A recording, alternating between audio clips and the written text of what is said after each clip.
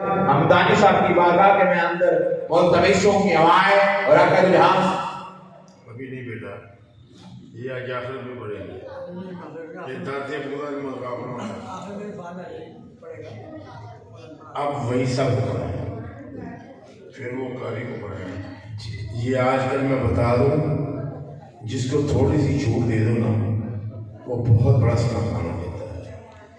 जितना किसी सलाखान का अदब करोगे ना, और अदब के साथ ही जिंदगी मिलती है। आज मैं ये खड़ा हूँ, अदब के लिए खड़ा हूँ। माँ बाप से गुस्ताखी नहीं की, ताहयात बड़ों का अदब किया है। पता नहीं समझ गया कि मैंने पता नहीं की लग गया है। खुदारा जो मेरा बाबा कहता है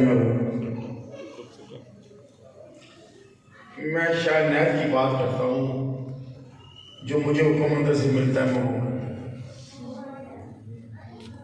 इसलिए यहाँ आया करो अदब से। मुझे वो अच्छा आदमी नहीं लगता जो पीछे छुप कर बैठे, वो नाराज हो जाए और समझो जो मेरे से नाराज हुआ तो शायद मैं तुमसे नाराज हो जाए।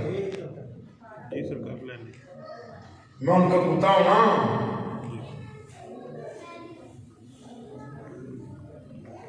आपने इतनी बड़ी बात सुनी है मियाँ साहब की, अभी मियाँ साहब की बात सुना रहे थे आपको। कुत्ते ने आटे चाटे मुंह मारे तो सरकार करेंगे मन को बड़ी बात। इसलिए हमें अकल नहीं होगी और दर बदर ठेले खाएंगे। स्पीकर वहां पड़ा होगा, तुम वहां पड़े हो। फिर भी मैं दुआ करता हूँ कि अल्लाह ताला तुझे अपनी हिफाजत करे। वही शाम में अजीम सनाखान मुस्तफ़ा वहीद कादिर साहब की बारगाह में इल्तिमास करता हूँ कि वो आए और आकर सरवर कायनात आपना के राज सल्लल्लाहु अलैहि वसल्लम की बारगाह में हदिया दरूद सलाम को गजरे पेश फरमाएं। तशरीफ लाते हैं अजीम सनाखान मुस्तफ़ा वहीद कादिर साहब। बहुत प्यारे जी।